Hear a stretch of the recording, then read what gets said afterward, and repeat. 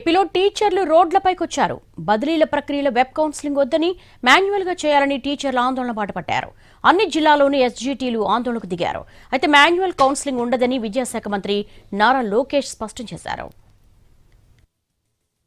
Web counselling ను వ్యతిరేకిస్తూ ఆంధ్రప్రదేశ్లో ఎస్జీటీలు ఆందోళన చేస్తున్నారు. బదులుగా మాన్యువల్ పద్ధతిలోనే బదిలీలు నిర్వహించాలని టీచర్లు డిమాండ్ చేస్తున్నారు. వెబ్ కౌన్సిలింగ్ ను వ్యతిరేకిస్తూ రాష్ట్ర వ్యాప్తంగా ఆందోళనలు చేస్తున్నారు ఉపాధ్యాయులు. వెబ్ కౌన్సిలింగ్ వల్ల ఇబ్బందులు వస్తున్నాయని చెబుతున్నారు. ట్రాన్స్ఫర్స్ కౌన్సిలింగ్ కు సంబంధించి ఉపాధ్యాయ సంఘాలతో చర్చల సందర్భంగా మాన్యువల్ కౌన్సిలింగ్ నిర్వహించాలని టీచర్లు కోరారు. అయినప్పటికీ వెబ్ కౌన్సిలింగ్ చేయాలని ప్రభుత్వం నిర్ణయం తీసుకుంది. దీనిని టీచర్స్ అసోసియేషన్లు తీవ్రంగా వ్యతిరేకిస్తున్నాయి. వేల సంఖ్యలో వెబ్ ఆప్షన్లు పెట్టుకోవడం తమకు సాధ్యం కాదంటున్నారు టీచర్లు. తక్కువ సంఖ్యలో ఉండే స్కూల్ అసిస్టెంట్లు బదిలీల్లోనే వెబ్ కౌన్సిలింగ్ విధానంలో అనేక తప్పులు వచ్చాయని టీచర్లు చెబుతున్నారు. ఒకే స్థానాన్ని ఇద్దరికి కేటాయించారని, సీనియారిటీ లిస్టులోనూ అనేక తప్పులు దొర్లాయంటున్నారు. 50 ఆప్షన్లు పెట్టుకోవడానికి 2 గంటల పైగా సమయం పట్టిందన్నారు. ఇప్పుడు ఎస్జీటీలు 2-3 వేలకు పైగా ఆప్షన్లు పెట్టుకోవడం సాధ్యం కాదని ఆవేదన వ్యక్తం చేస్తున్నారు. ఉపాధ్యాయుల యొక్క ఉద్యమాన్ని గౌరవించి, ఉపాధ్యాయుల యొక్క ఐక్యవేదన గౌరవించి ఎస్జీటీలకు ఇచ్చిన హామీ అయిన మాన్యువల్ కౌన్సిలింగ్ జరపాలి.